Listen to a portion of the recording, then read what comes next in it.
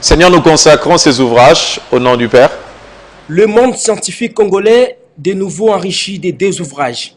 L'œuvre est signée Didier Mbangala. Auteur de plus de 30 publications déjà, l'homme vient de marquer encore son histoire. Le week-end dernier, il a signé deux importantes œuvres qui ont été portées sous les fonds baptismaux. Il s'agit de la loi de la prospérité et Maître penseur. En effet, dans la première œuvre, l'auteur démontre et donne des recettes pour mener à bien une vie prospère par des procédés simplifiés. Par ailleurs, le second ouvrage, intitulé Maître penseur, qui contient notamment un condensé de 22 poèmes et 1000 maximes relatives aux pensées politiques, économiques et philosophiques. Didier Mbangala apprend à ses lecteurs comment développer et aiguiser l'esprit pour une pensée toujours positive de la vie courante, envie d'avoir le dessus sur les succès, l'amour et la richesse. Il en fait ici l'économie. Nous étions dans notre séance de conférences et vernissage où nous avons parlé de comment découvrir et exploiter son potentiel. Vous avez quelque chose en vous qui est important. Ne passez pas le temps à chercher des solutions sur des gens.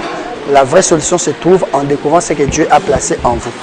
Dieu en investissant en vous, parce que vous êtes le plus grand investissement de Dieu, un investissement qui a coûté le sang de Jésus-Christ. Cet investissement, Dieu a mis des choses en vous que vous devez apprendre à découvrir. Lorsque vous avez appris à découvrir ces choses, votre monde, votre entourage va également vous découvrir et les choses que vous êtes en train de chercher vont sortir dans votre vie. Donc je vous prie de lire les livres. Aujourd'hui, nous allons présenter un de mes 30 ouvrages, Loi de la prospérité. Et nous allons également présenter un autre ouvrage que j'ai dédicacé au président de la République actuelle, son Excellence, M. Antoine Tshisekedi Tshilombo. Parrain de l'auteur, bienvenue à Simbana, et exhorte quant à lui le public à consommer sans modération cette œuvre d'esprit. Ça ne peut qu'être un sentiment de joie quand je vois mon fils en train d'écrire. Autres font penser que c'était seulement l'apanage réservé à Camaralais, Socrate et consorts. Mais aujourd'hui, je viens encore de comprendre que écrire un livre, Dieu donne à qui il le veut. Comme la Bible déclare, c'est Dieu qui donne la sagesse, c'est Dieu qui donne l'intelligence. Et j'encourage la population quinoise, en particulier congolaise en général, de pouvoir lire.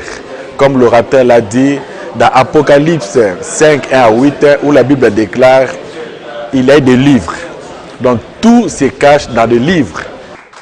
À noter que ces ouvrages, respectivement de 87 et